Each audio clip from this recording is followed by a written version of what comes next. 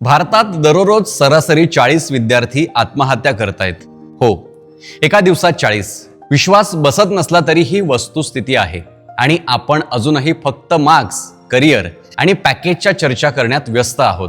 2024 मध्ये देशभरात तब्बल 13,588 विद्यार्थ्यांनी स्वतःचं आयुष्य संपवलं.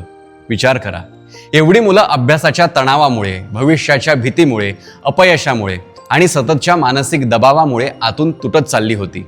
आणि बाहेरून मात्र सगळं नॉर्मल दिसत होतं. महाराष्ट्रात सर्वाधिक विद्यार्थी आत्महत्या झाल्या. त्यानंतर मध्य प्रदेश, तामिळनाडू आणि उत्तर प्रदेश. हा फक्त आकड्यांचा विषय नाही, हा आपल्या घराघरात शांतपणे वाढणारा मानसिक ताण आहे. आपण मुलांना सांगतो यशस्वी व्हा, पण हे सांगायलाच विसरतो की हारलात तरी चालेल, फक्त जिवंत राहा, कारण तुम्ही आहात तसेच आमच्यासाठी महत्त्वाचे आहात. आज अनेक विद्यार्थी मोबाईलच्या स्क्रीनमध्ये अडकले आहेत. सोशल मीडियावरचं इतरांचं यश पाहून स्वतःला कमी समजू लागले आहेत. गुण कमी पडले की आयुष्य संपल्यासारखं वाटू लागलं आहे.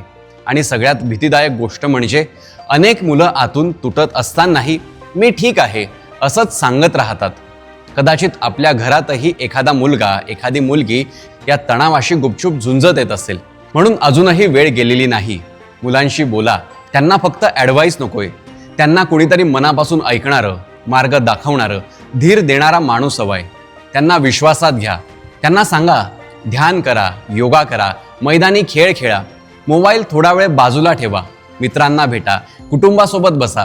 कारण करिअर महत्त्वाचं आहे, पण त्याहीपेक्षा महत्त्वाचं आहे जिवंत राहणं आणि आनंदाने जगणं.